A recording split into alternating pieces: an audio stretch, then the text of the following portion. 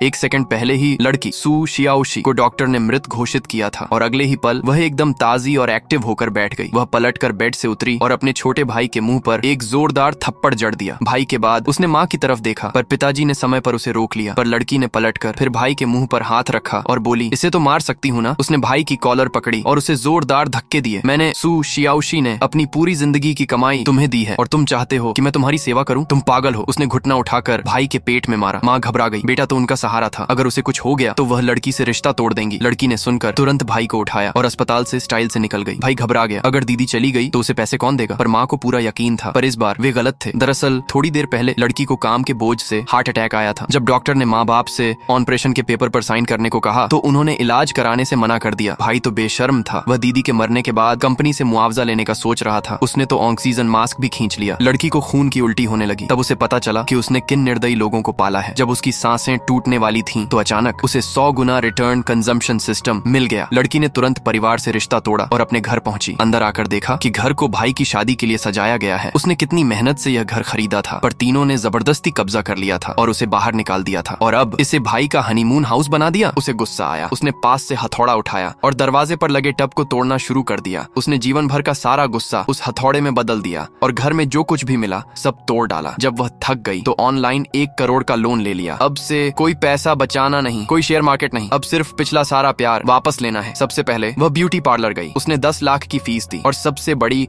SSSIP membership ले ली। फिर वह शॉपिंग मॉल गई और काउंटर पर जितनी भी ज्वेलरी थी सब खरीद ली। ये सब मेरा है, पैक करो। धन्यवाद बॉस। उसने ढेर सारे नए कपड़े खरीदे और तुरंत एक अमीर और खूबसूरत लड़की बन गई। उधर माँ के फोन पर लड़की के लोन का मैसेज आया। भाई ने घबराकर फोन किया, पर लड़की ने सिर्फ एक शब्द कहा, भाग जाओ। जब वह खरीदारी करके थक गई और घर वापस आई तो वे लोग वहाँ पहले से ही थे और उसे बुरा भला कहने लगे। तभी भाई की मंगेतर का फोन आया। वह जल्दी से शादी का घर देखना चाहती थी और अपनी सहेलियों को दिखाना चाहती थी। तीनों खुश हो गए। भाई की मंगेतर एक मिल मालिक की बेटी थी। खबर थी कि वह 1 करोड़ दहेज लाएगी और 5 करोड़ की फैक्ट्री भी दिलाएगी। वे तुरंत घर के कागजात तैयार करने लगे ताकि वह घर अपना कर सके। लड़की ने सोचा कि ठीक है, ये घर अब नहीं बचेगा। उसने तुरंत बाहर जाकर एक बहुत बड़ा विला खरीदा। अकाउंट चेक किया तो पता चला कि उसकी रिटर्न रकम 29 करोड़ हो चुकी है। उधर नई बहू को लाने की जल्दी में पिताजी जैसे ही घर पहुंचे तो देखा कि पूरा घर टूटा पड़ा है और प्रॉपर्टी एजेंट ने घर किसी और को बेच दिया है। भाई को गुस्सा आया। उसने पास पड़ी कोई चीज उठाई और एजेंट को मारकर अस्पताल भेज दिया।